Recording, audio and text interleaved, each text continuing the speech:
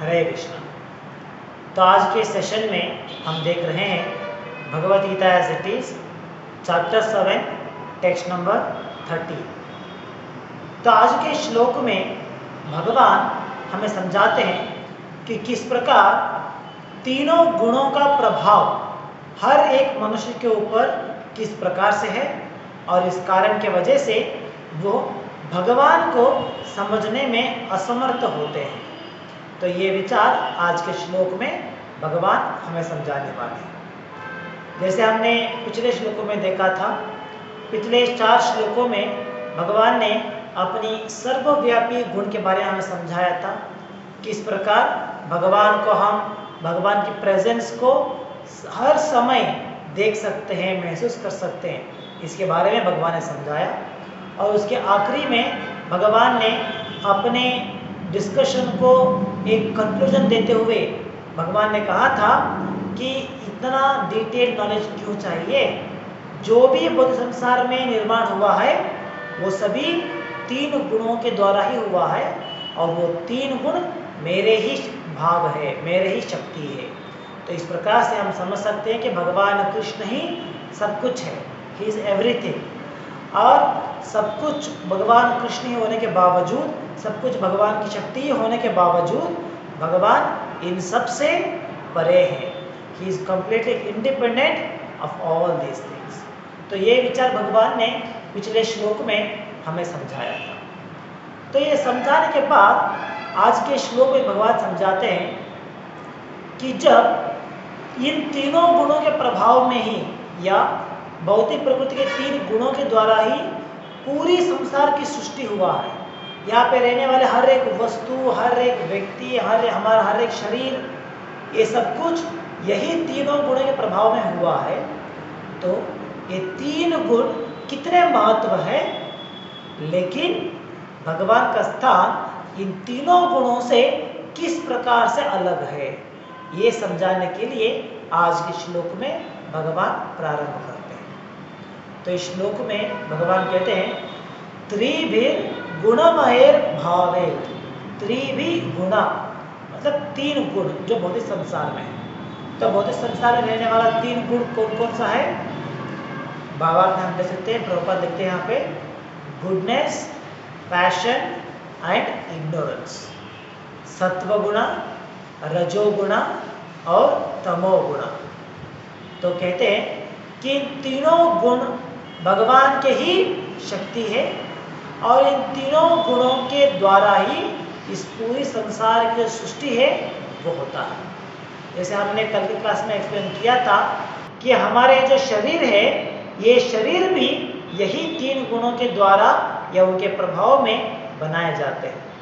तो इस प्रकार भगवान कहते हैं त्रिभिर गुणमयेर भावे एवि सर्वम इदम जगत। ये पूरा संसार जो है, सर्वम इदम, ये पूरा संसार जो है ये यही 3 गुणों के प्रभाव में आता है। It is covered by this 3 modes. मोहितम ना अभिजानाति। तो इस संसार में रहने वाला हर एक शख्स, हर एक व्यक्ति, हर एक जीव यही तीनों गुणों के प्रभाव में आता है और इन तीनों गुणों के प्रभाव में आते हुए उनसे मोहित होते हुए वो क्या करता है, ना भी जानाति, ही कैनॉट अंडरस्टैंड मी। भगवान को वो समझ नहीं सकता है, कृष्ण को वो समझ नहीं सकते। मोहितम ना भी जानाति माम एभ्य परम अव्ययम। वो मुझे समझ नहीं सकते। क्यों नहीं समझ सकते हैं मुझे, क्योंकि मैं इन तीनों गुणों से परे हूँ। I am already above this 3 modes और साथ में आई एम अव्ययम, इनएग्जॉस्टिबल। तो इस प्रकार भगवान यहाँ पे समझाते हैं कि भौतिक संसार में रहने वाला हर एक व्यक्ति या हर एक शख्स यही 3 गुणों के प्रभाव में आता है। और जब भगवान इन गुणों के प्रभाव में नहीं आते, भगवान इन गुणों के ऊपर है, तो इस गुण के अंदर रहने वाला व्यक्ति भगवान को कैसे समझ सकता है, कैसे देख सकता है। तो ये पॉसिबल नहीं है। तो यही विचार आज के श्लोक में भगवान हमें समझाते हैं। इसके लिए एक क्रूड एग्जाम्पल हम देख सकते हैं। जैसे मान लीजिए अगर बारिश के समय में जब आसमान में घने बादल वहाँ पे आ जाते हैं, घने बादल बन जाते हैं, तो उन बादलों के कारण से क्या होता है, हम सूर्य को नहीं देख पाते। सूर्य जो है हमारे नज़र से हट जाते हैं। तो सूर्य हमारे नज़र से हट जाते हैं, इसी कारण की वजह से हम ये नहीं कह सकते कि सूर्य जो है वो नाश हो गए या सूर्य एग्जिस्ट नहीं करते, हम ये नहीं कह सकते। हमें समझना है कि सूर्य जो है वो आसमान में है, लेकिन हमारे दृष्टिकोण के लिए वो दिखाई नहीं दे रहे। वो हमारे दृष्टिकोण को क्यों नहीं दिखाई दे रहे? क्योंकि बादल आ गए और बादलों के कारण सूर्य को हम नहीं देख सकते। तो प्रभुपाद इस एग्जाम्पल को देते हैं और इस एग्जाम्पल को विस्तार में समझाते हुए कहते हैं, आसमान में जो बादल बनते हैं वो बादल बनने के लिए मुख्य कारण क्या है? वो स्वयं सूर्य है। जब सूर्य के किरणों के द्वारा पानी भाप बन के ऊपर निकलता है, उसके द्वारा बादल बनते हैं। तो बादल बनने के लिए मूल कारण स्वयं सूर्य है। लेकिन वही बादल जब घने होने के बाद क्या होता है, आसमान में इस प्रकार से छा जाते हैं कि यहाँ पे नीचे रहने वाले व्यक्तियों को सूर्य नहीं देख पाते। तो वही बादल जो सूर्य के द्वारा ही बनाया गया है, लेकिन वही हमारी दृष्टि को सूर्य से कवर कर देता है। तो इस कारण से हम सूर्य को नहीं देख पाते। इसी प्रकार भगवान कृष्ण स्वयं इन तीनों गुणों का निर्माण करते हैं। ये तीन गुण जो है वो भगवान के ही अंश हैं। तो भगवान के द्वारा निर्माण होने के बाद यही तीन गुण यहाँ पे नीचे रहने वाले व्यक्तियों के ऊपर इस प्रकार की कवरिंग बना देते हैं, जिसके कारण से इन तीनों गुणों के ऊपर रहने वाले भगवान को हम देख नहीं पाते। Just like a cloud and sun and living entities. तो ये एग्जाम्पल एग्जैक्ट सूट करता है इस तत्व को समझने के लिए। तो इस प्रकार यहाँ पे रहने वाले हम सूर्य को नहीं देख सकते, इसी प्रकार नीचे रहने वाले या तीन गुणों के प्रभाव में आने वाले भगवान को समझ नहीं सकते, क्योंकि हमारे ऊपर एक तीन गुण का प्रभाव है और भगवान इन तीनों गुणों से ऊपर है। तो इसीलिए हम भगवान को नहीं समझ सकते। मोहितम ना भी जानाति। तो भावार्थ में प्रभुपाद इसके बारे में विस्तार करते हुए यहाँ पे समझाते हैं, The whole world is enchanted by three modes of material nature. Those who are bewildered by these three modes cannot understand that transcendental to this material nature is the Supreme Lord Krishna. In this material world, everyone is under the influence of these three gunas and is thus bewildered. तो इस तीन गुण के प्रभाव में आने वाले हम सभी लोग या हर एक जीवी यहाँ पे भगवान को नहीं समझ सकते, क्योंकि भगवान तीनों गुणों से ऊपर है। तो आगे प्रभुपाद समझाते हैं कि भौतिक संसार में हर एक व्यक्ति, हर एक जीव के लिए अलग अलग प्रकार का शरीर मिला है। जैसे आपने देखा था 84 लाख स्पीशीज, 84 लाख योनियां, जो इतने प्रकार के शरीर ब्रह्मा जी ने बनाया है, तो वो किस प्रकार से उन्होंने बनाया है? यही तीन गुणों के अलग अलग कॉम्बिनेशन, अलग अलग प्रोपोर्शन से कॉम्बिनेशन बनाते हुए इतने सारे जीवों का शरीर बनाया गया है। तो हमारा शरीर भी यही तीन गुणों के द्वारा बनाया गया है और हम भी इन्हीं तीन गुणों के अधीन में आते हैं। तो इस प्रकार यहाँ पे भावार्थ प्रभुपाद समझाते हैं, जैसे मान लीजिए हर एक व्यक्ति की जो बायोलॉजिकल बॉडी है या साइकोलॉजिकल कंडीशन जो है, ये सब कुछ यही तीन गुण के आधार में आता है। जैसे हमने इसके बारे में पहले भी डिस्कस किया था, जैसे एक व्यक्ति जो सत्व गुण के प्रभाव में आते हैं, तो उनकी साइकोलॉजिकल कंडीशन भी उसके अनुसार होता है। जैसे उनका साइकोलॉजी किस प्रकार से होती है? बहुत ही शांत, विनम्र और बहुत ही तेज बुद्धि, इस प्रकार के साइकोलॉजिकल कंडीशन में हम देख सकते हैं। क्योंकि वो सत्व गुण के अधीन में आ रहे हैं। इसी प्रकार जो रजोगुण के अधीन में आते हैं उनकी साइकोलॉजिकल कंडीशन अलग प्रकार से होती है। जैसे बहुत ही पैशनेट, बहुत ही क्रिएटिव होते हैं, बहुत ही अलग अलग प्रकार की सक्सेस को पाने का प्रयास करते हैं, बहुत ही एम्बिशियस होते हैं अपने जीवन में। तो ये सभी रजोगुण के प्रभाव में आने वाले व्यक्ति के साइकोलॉजिकल कंडीशन है। इसी प्रकार जो तमोगुण के अधीन में आते हैं वो लोग कैसे होते हैं? वेरी लेजी, कुछ भी काम करने में आसक्ति नहीं दिखाते, सिर्फ आराम करना है या ज़्यादा तकलीफ नहीं उठाना है। तो इस प्रकार के साइकोलॉजिकल कंडीशन उनमें हम देख सकते हैं। तो इसी प्रकार हर एक व्यक्ति की साइकोलॉजी और बायोलॉजिकल कंडीशन ये दोनों इन्हीं 3 गुण के आधार के ऊपर होता है। तो इस प्रकार प्रभुपाद यहाँ पे समझाते हैं कि ये जो वर्णाश्रम धर्म में ये जो 4 वर्ण जिसके बारे में वर्णन करते हैं, तो ये 4 वर्ण भी यही 3 गुण के प्रभाव में आते हैं। कोई व्यक्ति जब हम इन 4 वर्णों के बारे में समझाते हैं तो कुछ लोग सोचते हैं हाँ अरे हम तो ब्राह्मण हैं या हम क्षत्रिय हैं, मतलब एक प्राउड फीलिंग आती है, हाँ हम तो ब्राह्मण हैं, हम तो उच्च क्लास के लोग हैं। जैसे कलयुग के प्रारंभ में हमने देखा है किस प्रकार ये उच्च जाति नीच जाति इस प्रकार के डिफरेंशिएशन लोग करते थे। क्यों?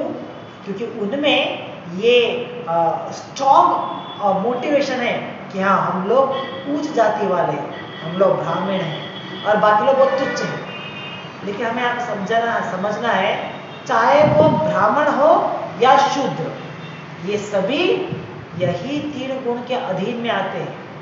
ऐसा नहीं कि जो ब्राह्मण है वो मुक्त है ऑलरेडी, वो ऑलरेडी लिबरेटेड है, नहीं, ब्राह्मण भी यही 3 गुण के अधीन में ही आता है।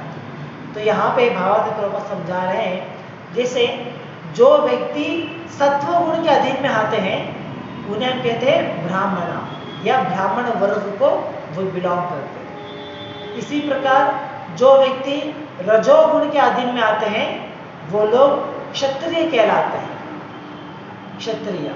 और इसी प्रकार जो व्यक्ति रजोगुण और तमोगुण इन दोनों के मिश्रण में है, इन दोनों के मिश्रण के अधीन में है, तो उन्हें हम कहते हैं वैश्य।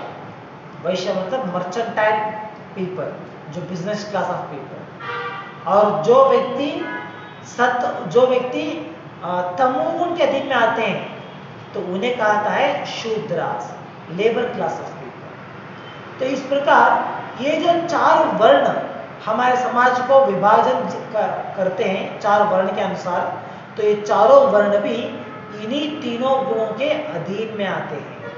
तो यहाँ पे कोई भी वर्ण या कोई भी व्यक्ति 3 गुणों से परे नहीं है, 3 गुणों से मुक्त नहीं है, ये सभी इन्हीं गुणों के अधीन में आते हैं। जो इस 3 गुणों के अधीन में नहीं आते, जो इस 3 गुणों के अधीन से फ्री हो गए, ऑलरेडी लिबरेटेड हो गए, उन्हें कहा जाता है वैष्णवा। वैष्णव मतलब ब्राह्मण से भी अगला पोस्ट है, जो 3 गुण के अधीन में नहीं आते, जो भगवान की शुद्ध भक्ति में लगे होते हैं, तो उन्हें हम कहते हैं वैष्णवा। तो इस प्रकार उनके अलावा ये सभी वर्ण के लोग 3 गुणों के अधीन में ही आते हैं। तो इसीलिए अगर एक व्यक्ति ब्राह्मण है या क्षत्रिय है तो उन्हें इसमें गर्व पड़ने का या गर्व लेने का कोई शंका नहीं है, गर्व लेने की कोई सुविधा नहीं है उनके लिए, क्योंकि वो भी इस 3 गुण के अधीन में ही आ रहे हैं, वो इस 3 गुण से मुक्त नहीं है।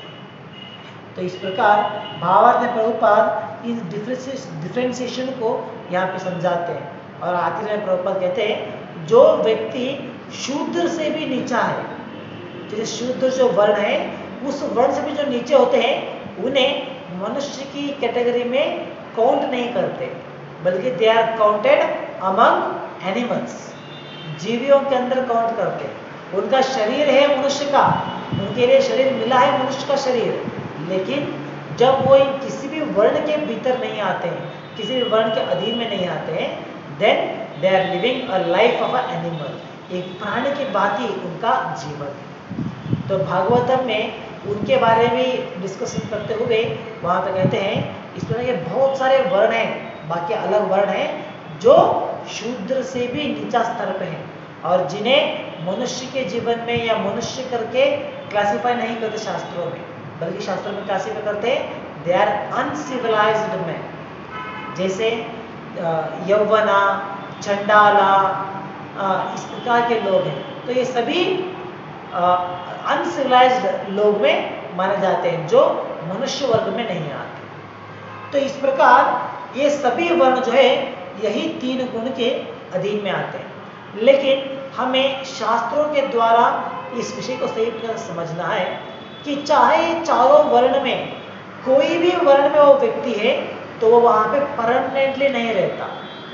अगर उन्हें यहाँ पे परमानेंटली रहना है तो वहाँ पे उस वर्ण में दिए गए गुण और वहाँ पे दिए गए कार्य, उन दोनों के अनुसार उन्हें पालन करना होता है, तभी वो उस वर्ण में रह सकते हैं। नहीं तो अगर वो वहाँ पे दिए गए गुण और वहाँ पे दिए गए कार्य अगर वो पालन नहीं कर रहे हैं, then he doesn't belongs to that वर्ण। तो इसीलिए हर एक व्यक्ति जिस वर्ण में वो है परमानेंटली वहाँ पे नहीं होते। जैसे प्रभुपाद एग्जाम्पल देते हैं, जैसे मान लीजिए ब्राह्मण जो बाय बर्थ ब्राह्मण के जीवन में, ब्राह्मण की फैमिली में बर्थ लिया है, जन्म लिया है और प्रारंभ से वो सब कुछ सीखते आते हैं किस प्रकार से उन्हें भगवान की पूजा पाठ करना है, शास्त्रों का अध्ययन करना है, ये सब कुछ सीखते आते हैं। लेकिन जैसे जैसे वो लोग बड़े होते हैं क्या होता है, उन्हें शास्त्रों के ऊपर विश्वास नहीं होता। प्रैक्टिकली हम लोग आज के समय में इस तरह के बहुत सारे एग्जाम्पल देख सकते हैं जो ओरिजिनली बिलोंग करते हैं ऑर्थोडॉक्स ब्राह्मणिकल फैमिली को, लेकिन आज के जो उनमें जो यंगस्टर्स होते हैं उनमें वो लोग क्या करते हैं, उन्हें शास्त्रों के अध्ययन में कुछ भी आसक्ति नहीं होता, बल्कि वो स्वयं सभी प्रकार के बुरे कर्म कर रहे हैं। जैसे नॉन वेजिटेरियन डाइट पालन करना हो सकता है, या ड्रिंकिंग हो सकता है, स्मोकिंग हो सकता है, इस बार सभी कार्य कर रहे हैं। इसी प्रकार वो अपनी पेट भरने के लिए अपने वर्ण के अनुसार पालन नहीं आगे नहीं बढ़ते, बल्कि जहाँ पे उन्हें ज़्यादा धन पा सकते हैं उसके अनुसार किसी कंपनी में किसी व्यक्ति के नीचे वो काम कर रहे हैं। तो इस प्रकार के जो लोग होते हैं वो लोग बाय बर्थ या प्रारंभ में वो लोग ब्राह्मण होते हैं, लेकिन जब वहाँ पे ब्राह्मण के लिए दिए गए कर्मों का पालन जब वो लोग नहीं करते, वहाँ पे दिए गए गुण उनमें नहीं दिखाई देते, तो वो ब्राह्मण नहीं कहलाते। तो ये हमारी कास्ट सिस्टम है जिसके अनुसार बाय बर्थ जहाँ पे जिस फैमिली हमने जन्म लिया है, जिस कास्ट में हमने जन्म लिया है, तो मरने तक भी हम वही कास्ट में रहते हैं। तो ये हमारी कास्ट सिस्टम है, जाति सिस्टम है, लेकिन ये शास्त्रोक्त नहीं है। It is not according to scriptures. तो अकॉर्डिंग टू स्क्रिप्चर्स क्या है, अगर वो ब्राह्मण के जीवन में, ब्राह्मण के फैमिली में जन्म लिया है, प्रारंभ में वो सब कुछ पालन कर रहे थे, देन ही वाज अ ब्राह्मण। लेकिन जब वो पालन करना छोड़ देते हैं, वहाँ पे दिए गए कर्मों को छोड़ के वो मांसाहार ग्रहण कर रहे हैं, सही तरह के गलत काम कर रहे हैं, तो वो ब्राह्मण नहीं कहलाते। तो वो उसके अपने कर्म के अनुसार दूसरे वर्ण में उन्हें हम देख सकते हैं। तो इस प्रकार ये जो 4 वर्ण हैं, ये किसी भी व्यक्ति के लिए परमानेंट नहीं है। सभी जिस गुण के अधीन में वो आते हैं उसके अनुसार उनका ये वर्ण बदलता रहता है। जैसे वो जो एग्जाम्पल हमने दिया, उस एग्जाम्पल में हम देख सकते हैं, प्रारंभ में जब वो ब्राह्मण के गुणों का पालन कर रहे थे तो वो सत्व गुण में होते थे, इसीलिए उन्हें ब्राह्मण कहा जाता था। लेकिन जब वो मांसाहार ग्रहण करते हुए अपने उन कार्यों को छोड़ देते हैं तो वो रजोगुण के प्रभाव में या तमोगुण के प्रभाव में आते हैं, तो इसीलिए उन्हें शूद्र कहा जाता है, उन्हें ब्राह्मण नहीं कहला जाता। तो इसी प्रकार हमें सही प्रमाण से इसी को समझना है कि ये जो वर्ण पद्धति है, it is not based on birth, हमारे जन्म के आधार पे नहीं है, हमारे शरीर के आधार पे भी नहीं है। ऐसा नहीं कि ब्राह्मण मतलब जनेवारा पहनना है, जुट्टू छोड़ना है तभी देखो ब्राह्मण है। अगर वो ये सब कुछ छोड़ने के बाद भी अगर वो गलत काम कर रहा है फिर भी उसे ब्राह्मण कहलाता है? नहीं, it is not according to his body, वो उनके गुण के आधार पर होता है। इसीलिए प्रभुपाद कहते हैं कि कलियुग में सही ब्राह्मणों को ढूंढना इतना आसान नहीं है, बहुत ही रेयर है सही ब्राह्मणों को देख पाना। जो भी आज के समय में जो अपने आप ब्राह्मण कहलाते हैं, उनके अगर आप जीवन शैली देखेंगे, किस प्रकार से उनका जीवन चलने का तरीका देखेंगे, तो वो एक्चुअली ब्राह्मण नहीं होते। क्योंकि ब्राह्मण के लिए उनका वर्ण किस प्रकार से होना है, इतना क्लियरली भगवद गीता में भगवान समझाते हैं। तो वहाँ में भगवान कहते हैं कि ब्राह्मण जो होते हैं वो सिर्फ 6 प्रकार के कार्य करना चाहिए। उन्हें कभी भी दूसरों के हाथ के नीचे काम करना या दूसरों के लिए कार्य करना, it was not allowed for a ब्राह्मण। क्योंकि आज के समय में क्या होता है, पेट भरने के लिए या धन की प्राप्ति के लिए लोग कुछ भी करते हैं। तो इसीलिए आज के समय में सही ब्राह्मणों को ढूंढ पाना आसान नहीं है, बहुत ही डिफिकल्ट है।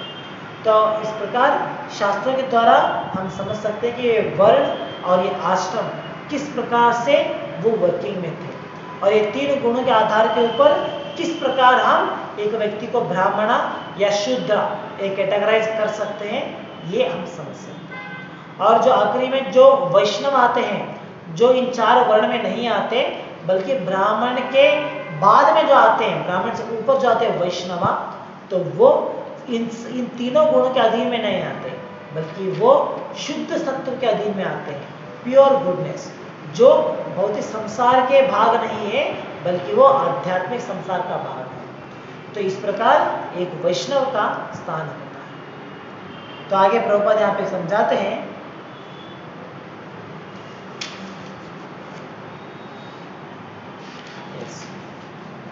But although life is temporary and we do not know what we are going to be in the next life, still by the spell of this illusory energy, we consider ourselves in the light of this bodily conception of life. And we thus think that we are American, Indian, Russian, or Brahmana, Hindu, Muslim, etc. तो इस प्रकार हम इन 3 गुणों के अधीन में आते हुए हम क्या समझते हैं, हमारा जीवन तो टेम्पररी है, ये ना समझते हुए, उसे इग्नोर करते हुए हम समझते हैं कि मैं ये शरीर हूँ, और ये शरीर के साथ जुड़ा हुआ मेरा जो आइडेंटिफिकेशन है वही परमानेंट है। तो इस प्रकार हमारा विचार होता है। इसीलिए हम हमारे शरीर के आधार के ऊपर अपने आप को इन अलग अलग प्रकार की उपाधियों के द्वारा देखते हैं। हम आइडेंटिफाई करते हैं, I am a Hindu, I am a Muslim, या नहीं तो हम हमारे शरीर के आधार के ऊपर जहाँ पे हमारा शरीर हमें मिला था, जहाँ पे हमारा जन्म हुआ था, उस स्थान के आधार के ऊपर हम आइडेंटिफाई करते हैं कि हम इंडियन हैं, हम पाकिस्तानी हैं।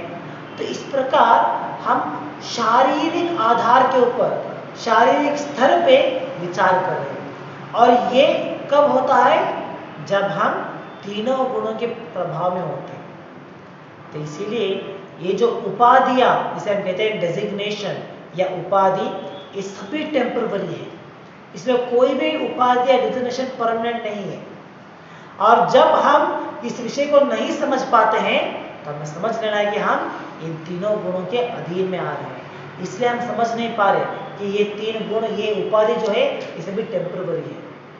इसे आजकल हम देखते हैं कि आज के समय में भी जो अपने आप को हिंदू कहलाते हैं, जो अपने आप को भारतीय कहलाते हैं, एक प्रकार से अगर हम देखें तो सही है, हमारे लिए हमारे देश की रक्षा करना, देश की सेवा करना या हमारे धर्म का रक्षा करना, ये सब कुछ जरूरी होता है। लेकिन अपने आप को शरीर के स्तर पे समझते हुए अगर वो पालन करेंगे, then they are still working on the bodily concept. वो फिर भी शरीर के आधार के ऊपर कार्य कर रहे हैं, और ये शास्त्रोक्त नहीं है, शास्त्र के अनुसार ये सही नहीं है। तो इसीलिए जब प्रभुपाद ने इस्कॉन की स्थापना किया, पूरी संसार में भगवान के बारे में प्रचार करने का प्रयास करते, तो प्रभुपाद कभी भी अपने आप को रिकॉग्नाइज नहीं करते कि हाँ, मैं इस संप्रदाय से आई बिलोंग्स टू हिंदुइज्म, हम लोग हिंदू का प्रचार कर रहे हैं, लोगों को हिंदू बना रहे हैं। तो इस प्रकार की कंसेप्शन प्रभुपाद ने नहीं था। प्रभुपाद एक शुद्ध भक्त होते हुए, वो शुद्ध सत्व गुण के प्रभाव में आते हुए, उनका विचार हमेशा यही होता था कि किस प्रकार हर एक जीव, चाहे वो किसी भी देश का हो सकता है, चाहे वो किसी भी धर्म का हो सकता है, ये सभी जीव भगवान के विभिन्न अंश हैं। तो इस प्रकार हम भगवान के साथ जो हमारा संबंध है उसे किस प्रकार से एस्टैब्लिश कराना है, यही प्रभुपाद का मुख्य गोल होता था। तो इसीलिए प्रभुपाद ने इस बड़ी संस्था के द्वारा पूरी संसार में प्रचार किया। ऐसा नहीं कि प्रभुपाद अरे it is meant for Indians, ये सिर्फ भारतीय लोगों के लिए है, तो ये हमारा कल्चर है, तो इसलिए हम लोगों को पढ़ना है, हम लोगों को समझना है। तो इस प्रकार प्रभुपाद ने कभी डिफ्रेंशिएट नहीं किया, क्योंकि प्रभुपाद शरीर के प्लेटफॉर्म पे या शारीरिक अवस्था पे नहीं थे, he was on a spiritual platform, आध्यात्मिक स्तर पे थे। तो यही हमें समझना है। हमें कभी भी अपने आप को शरीर पे आइडेंटिफाई करते हुए इन उपाधियों के साथ डेजिग्नेट नहीं करना है कि हाँ हम हिंदू है, हम इंडियंस है, ये लोग अलग है, वो लोग अलग है, नहीं। तो हमें भगवद गीता के द्वारा ये सही विचार, ये सही दृष्टिकोण हमें समझना है। तो आगे प्रभुपाद कहते हैं, if we become entangled with the modes of material nature, then we forget the supreme personality of Godhead who is behind all these modes. So Lord Krishna says that men deluded by these three modes of nature do not understand that behind the material background is the supreme Godhead.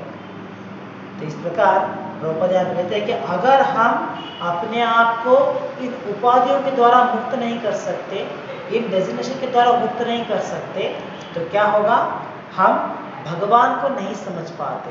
भगवान का स्थान क्या है, भगवान की position क्या है, ये समझने में हम असमर्थ रहेंगे। इसीलिए हम देख सकते हैं जब भी हम प्रचार करते हैं लोगों को या नए नए लोगों से मिलते हैं, उन्हें भगवद गीता के बारे में सुनाते हैं, भगवान कृष्ण के बारे में सुनाते हैं, तो लोग भगवान कृष्ण को अंडर एस्टिमेट करते हैं, उनके स्थान को सही प्रकार से समझ नहीं पाते। वो लोग कहते हैं अरे आप लोग क्या कृष्ण की पूजा करते हो, हम तो शिव जी का पूजा करते हैं, हम उनका पूजा करते हैं, इनका पूजा करते हैं, तो आप तो किसी व्यक्ति का पूजा कर रहे हो, वो तो कोई भगवान नहीं है। तो इस प्रकार अलग अलग अंडरस्टैंडिंग उन लोगों में हम देख सकते हैं। तो इस प्रकार कारण क्या है, क्योंकि वो इन तीन गुण के प्रभाव में आते हुए भगवान को समझने में असमर्थ हो रहे हैं। तो इसीलिए वो भगवान को समझ नहीं पा रहे। तो इसीलिए अगर हमें भगवान को समझना है तो हमें इन तीनों गुणों से मुक्त होना है। तो तीन गुण से कैसे मुक्त हो सकते हैं, इसके बारे में भगवान अगले श्लोक में हमें समझाएंगे कि इन तीन गुणों के द्वारा, इन तीन गुणों के प्रभाव से हम कैसे मुक्त हो सकते हैं। इसका उत्तर हमें अगले श्लोक में मिलेगा। तो इस भावार्थ में कंटिन्यू करते हुए प्रभुपाद समझाते हैं, There are many different kinds of living entities, human beings, demigods, animals, etc. And each and every one of them is under the influence of material nature, and all of them have forgotten the transcendent personality of Godhead. तो सिर्फ मनुष्य की बात नहीं हो रहा है यहाँ पे, बल्कि देवता भी, जो डेमिगॉड्स होते हैं, जो हमारे हिंदू संप्रदाय के अनुसार 33 कोर्स डेमिगॉड्स जो है, तो वो सभी डेमिगॉड्स भी यही तीन गुण के प्रभाव में आते हैं। क्योंकि ये जो देवता है, देवताओं का स्थान भी कहाँ पे है, वो कहीं आध्यात्मिक संसार में नहीं रहते, बल्कि सभी देवता इसी भौतिक संसार में है। इसी भौतिक संसार में उनका अलग अलग प्लैनेट्स है जहाँ पे वो लोग कार्य करते हैं। जैसे शास्त्र हमें सिखाते हैं कि स्वर्ग लोक है, देयर आर 14 प्लैनेटरी सिस्टम। हमारे ब्रह्मांड में 14 प्लैनेटरी प्लेटफॉर्म्स है। तो वहाँ पे स्वर्गलोका, तपोलोका, ब्रह्मलोका, जनलोका, इस प्रकार के अलग अलग प्लेटफॉर्म से अलग अलग लोक है। तो वहाँ पे ये सभी देवी देवताओं का स्थान हम देख सकते हैं। जैसे कि हमारे कुछ टीवी सीरियल में दिखाते हैं कि अगर हम यहाँ से ऊपर जाएंगे, बादलों के ऊपर जाएंगे, तो हमें यहाँ पर स्वर्गलोक मिल जाएगा। और अगर हम धरती को खोदेंगे और धरती के नीचे नीचे जाएंगे तो हमें पाताल लोक मिल जाता है। तो ये बहुत ही क्रूड अंडरस्टैंडिंग है एक्चुअली। तो बचपन में हम लोग भी सोचते थे हाँ शायद बादलों के ऊपर देवी देवता होते हैं, वहाँ पे देवियाँ या देवता घूमते हैं, इस तरह के अंडरस्टैंडिंग हम लोग भी रखते थे। लेकिन एक्चुअली वो सही नहीं है। हमें यहाँ पे समझाया जाता है कि हमारी इस धरती के ऊपर या धरती के नीचे पाताल या स्वर्ग नहीं है, बल्कि ये सभी अलग अलग सिस्टम्स है, अलग अलग प्लेटफॉर्म है।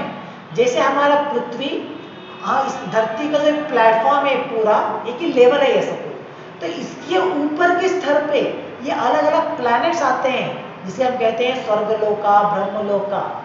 और इसी प्रकार हमारी धरती के नीचे अलग अलग प्लैनेट्स है जिसे हम कहते हैं पाताला, सुतला, तलातला, ये सब। तो इस प्रकार सभी देवता वो आध्यात्मिक संसार को बिलोंग नहीं करते, बल्कि वो सभी देवता भी भौतिक संसार के ही भाग है और इस भौतिक संसार में ही रहते हैं। तो इसीलिए उनके ऊपर भी इन तीनों गुणों का प्रभाव हमेशा रहता है। इसलिए हम देख सकते हैं कि शास्त्रों में कहते हैं कि स्वर्गलोक में अगर हम जाएंगे तो वहाँ पे पीने के लिए हमें पान मिला जाएगा।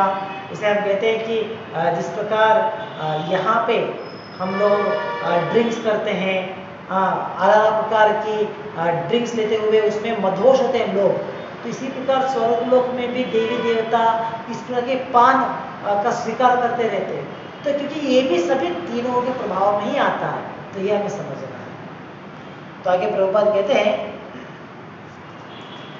those who are in the modes of passion and ignorance and even those who are in the mode of goodness cannot go beyond the impersonal Brahman conception of the absolute truth। तो जो इन तीनों गुणों के प्रभाव में होते हैं तो वो उस परम सत्य की अलग अलग विस्तार को नहीं समझ पाते। मैक्सिमम क्या होता है, जो सत्वगुण के प्रभाव में होते हैं, मैक्सिमम वो लोग भगवान के उस निराकार रूप को समझने का प्रयास कर सकते हैं। भगवान की जो इम्पर्सनल फॉर्म है, ब्रह्म ज्योति जो है, उसे समझने का प्रयास वो लोग कर सकते हैं जब वो सत्वगुण में रहेंगे। लेकिन सत्वगुण में रहने के बाद भी वो भगवान की उस भगवान स्वरूप को, भगवान की जो फॉर्म है, आकार है, उसे समझने में वो असमर्थ होते हैं। तो जब सत्वगुण में रहने के बावजूद भगवान के रूप को समझने में असमर्थ होते हैं, तो जो व्यक्ति रजोगुण और तमोगुण के प्रभाव में होंगे उनके बारे में हम क्या कह सकते हैं कि कैसे उन्हें पॉसिबल होगा कि वो भगवान को समझ सके? वो पॉसिबल ही नहीं है। तो जो रजोगुण और तमोगुण के अधीन में होते हैं वो लोग भगवान के निराकार रूप को ही नहीं समझ पाते, तो भगवान के साकार रूप को कैसे समझ सकते? तो ये पॉसिबल नहीं है। तो इसलिए आगे प्रभुपाद कहते हैं, Krishna consciousness is transcendental to all these three modes of material nature, and those who are truly established in Krishna consciousness are actually liberated। तो कृष्ण भावनामृत जो है ये इन तीनों गुणों के अधीन में नहीं आता है, बल्कि कृष्ण भावनामृत जो है वो शुद्ध सत्व में आता है, it is in pure goodness. तो इसीलिए जो व्यक्ति कृष्ण भावनामृत में होते हैं, those who are completely Krishna conscious, वो भगवान को समझ सकते हैं, भगवान के उस साकार रूप को समझ सकते हैं। तो ये उन्हें पॉसिबल होता है क्योंकि वो भी शुद्ध सत्व के अधीन में आते हैं और भगवान भी शुद्ध सत्व गुण में होते हैं। तो इसीलिए एक भक्त ही भगवान को समझने में समर्थ हो सकते हैं। उनके अलावा चाहे एक ब्राह्मण या क्षत्रिय, कोई भी वर्ण वाले, कोई भी तीनों गुणों के अधीन में जो भी आते हैं, वो भगवान को समझने में असमर्थ होते हैं। इसीलिए प्रभुपाद आखिर में कहते हैं यहाँ पे कि भगवान कृष्ण को जो समझते हैं या जो कृष्ण भावनामृत में है, वही सही प्रमाण में मुक्तात्मा है। He is not the liberated personality. क्योंकि लिबरेशन मतलब क्या है? तीनों गुणों के प्रभाव से मुक्त होना, उसे हम कहते हैं लिबरेशन या मुक्ति। तो जो कृष्ण भावनामृत में है, सिर्फ वही इन तीनों गुणों के प्रभाव से मुक्त हुए हैं, इसलिए उन्हें कहा है मुक्तात्मा। तो इस प्रकार आज के श्लोक में भगवान हमें समझाते हैं कि तीनों गुणों का प्रभाव भौतिक संसार में रहने वाले हर एक व्यक्ति के ऊपर है और हर एक व्यक्ति तीनों गुणों के प्रभाव में आते हुए भगवान को समझने में असमर्थ है, क्योंकि भगवान इन तीनों गुणों के ऊपर है।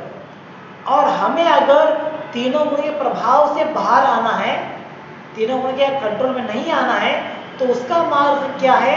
तो ये भगवान अगली श्लोक में इसके बारे में हमें समझाते हैं, जो हम कल की क्लास में कवर करेंगे। तो यहाँ पे हम समाप्त करेंगे आज के लिए।